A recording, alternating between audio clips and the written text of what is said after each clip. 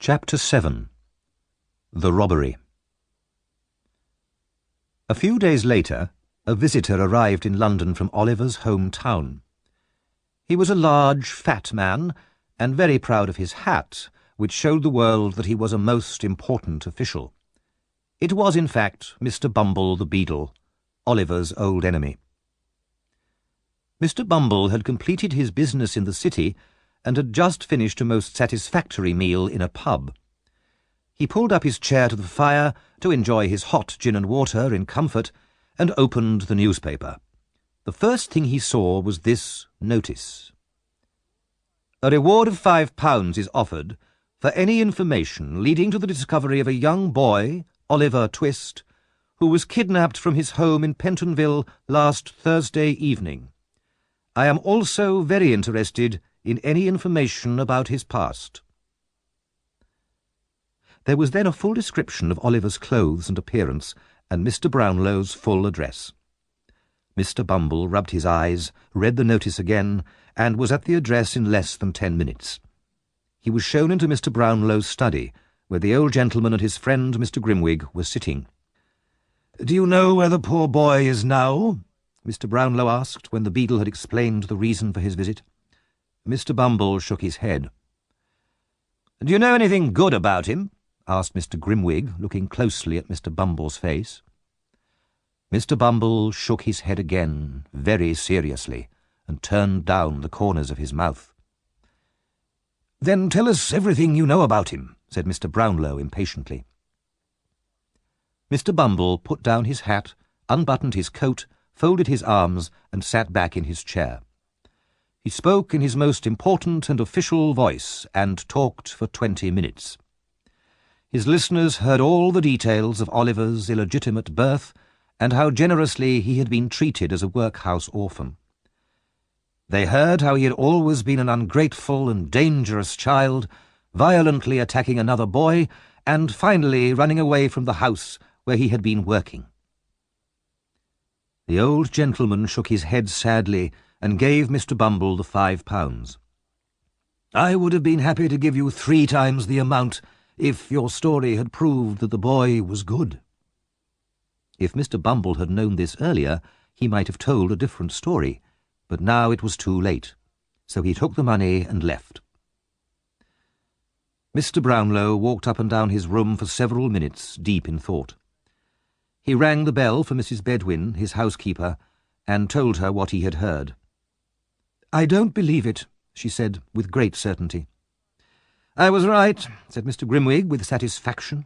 "You should have listened to what I said." Mr. Brownlow said angrily, "Never let me hear the boy's name again. Never. Remember that, Mrs. Bedwin." There were sad hearts at Mr. Brownlow's house that night. Meanwhile, in another part of London, Oliver remained a prisoner.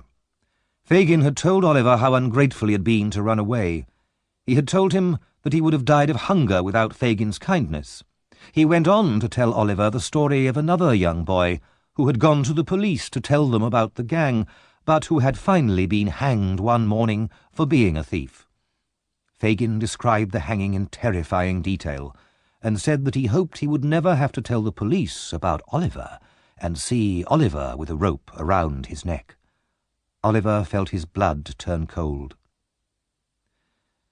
He remained locked in a room for many days, seeing nobody between early morning and midnight.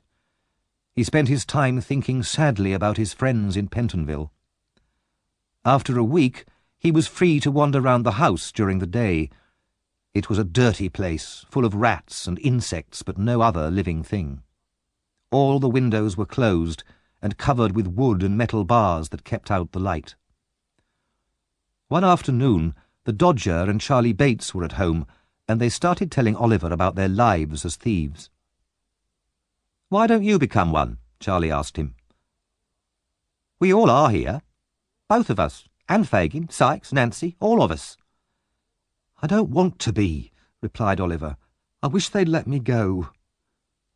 "But it's a good life," the Dodger said, taking some coins from his pocket and throwing them up in the air.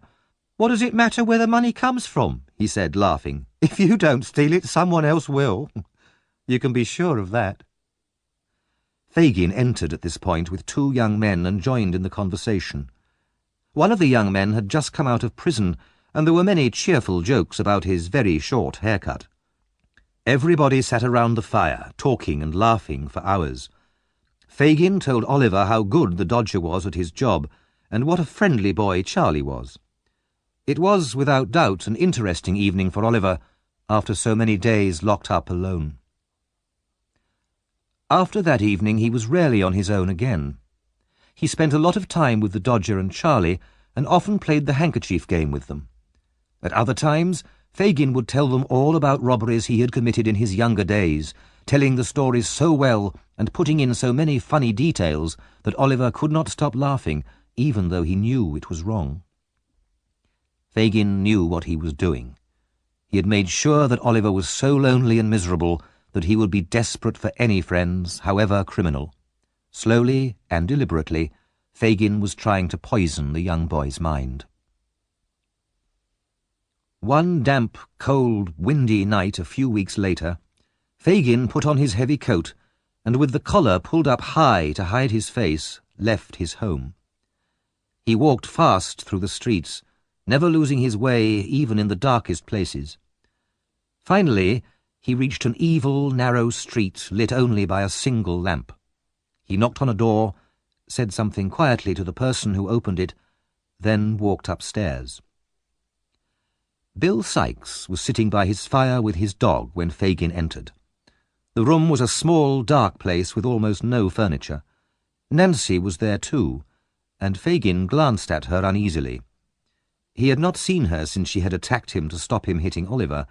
However, she seemed to have forgotten all about it because she told him to pull up a chair and warm himself by the fire.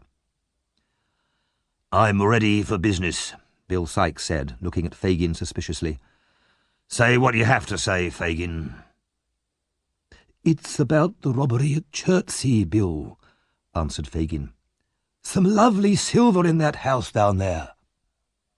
I know, Sikes said. "I was down there 2 nights ago to have a look at the house. But it's locked like a prison at night, all except one part." "Where's that?" asked Fagin, bending his head forwards, his eyes staring excitedly at Sikes. "Do you think I'm stupid? I'm not telling you. Anyway, what we need is a boy." "So there's a small place where only a boy can enter the house?" asked Fagin. "Maybe, but we need a boy." There was silence for a time, while Fagin thought. Then he made a sign to Sikes to tell Nancy to leave the room.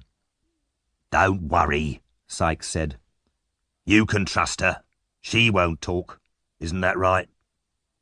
"Of course it's right," answered the young woman, taking a large drink from the bottle on the table and laughing. "Anyway, Fagin, I know your idea is for Oliver to do the job." "You're a clever girl," said Fagin, smiling evilly. "That's exactly what I had in mind. Listen, Bill. The boy's been training for a few weeks, and it's time he did some work. He's the smallest one, anyway." "Is he safe?" asked Sikes. "Because if he tries any tricks on me, I'll kill him." "He'll be ours for life if he feels he's one of us, and this job will make him feel like that," said Fagin eagerly. "The boy looks so innocent, he's perfect. And we've got to include him in some crime as soon as we can. Otherwise, if he escapes now, he can tell the police about us and stay free himself." So it was decided that Oliver would help Sikes with the robbery in 2 days' time. The plan was discussed in great detail and all the arrangements made. By then, Sikes was very drunk, and Fagin got up to leave. As he put on his coat, he stared hard at Nancy, frowning a little. No, he was sure he could trust her. She was loyal. The next night, Oliver was alone in Fagin's house when Nancy entered. She was so nervous and white-faced that Oliver asked her if she was ill. "God forgive me," she said, beating her hands together. "I never thought I would do this." "Has anything happened?" asked the boy. "What is it?" She sat with her back to him and hid her face with her hands.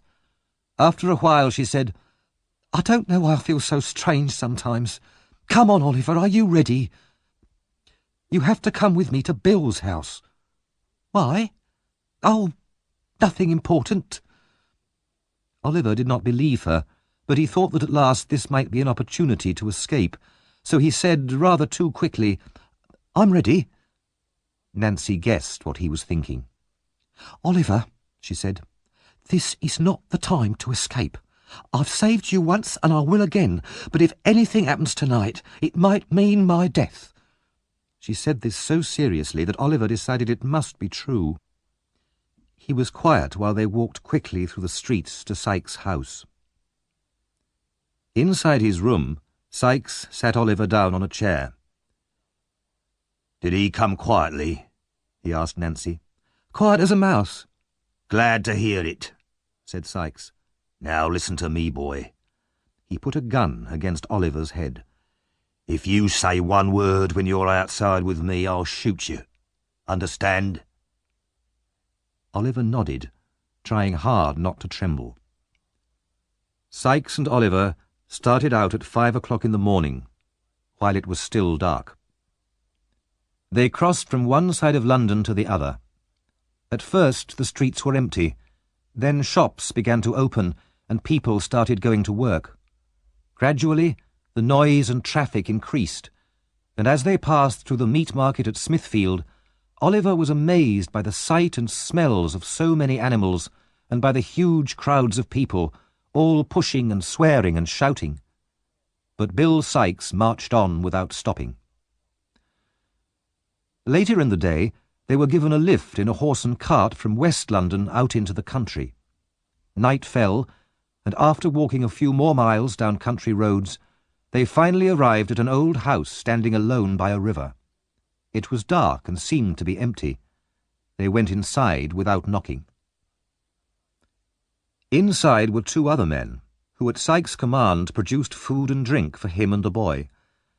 Then Sykes told Oliver to get some sleep, as they would be going out again later that night. Oliver still had no idea of the purpose of this expedition, but his head ached with tiredness and he soon fell asleep. At 1:30, the men got up and checked their equipment, gathering several sticks as well. Sykes and the man called Toby left the house together, with Oliver walking between them. There was now a thick fog, and the night was very still as they hurried through the deserted streets of the nearby town. Out in the country again, they walked down several small roads until finally they stopped at a house surrounded by a high wall. As quick as lightning, Toby climbed up and pulled Oliver after him. Inside the garden, they crept towards the house, and now, for the first time, Oliver realized in horror that the purpose of the expedition was robbery, and maybe even murder. Bill Sykes broke open a small window at the back of the house, then shone his light into Oliver's face. "Now listen. I'm going to put you through here. Go straight through into the hall and onto the front door and let us in. And if you don't, you can be sure I'll shoot you." Oliver, stupid with terror, was lifted through the window into the house. Desperately, he decided to try to run upstairs and warn the family. He began to creep forwards. Suddenly, there was a loud noise from the hall. "Come back!" shouted Sykes. "Back! Back!" Oliver stood still, frozen with fear. A light appeared, then two men on the stairs, then a sudden bright flash and a loud bang. Oliver staggered back. Sykes seized the boy's collar through the window and pulled him back out into the garden. "They've hit him!" shouted Sykes. "He's bleeding!" A bell rang loudly, above the noise of more gunshots and the shouts of men. Oliver felt himself being carried across rough ground, and then he saw and heard no more.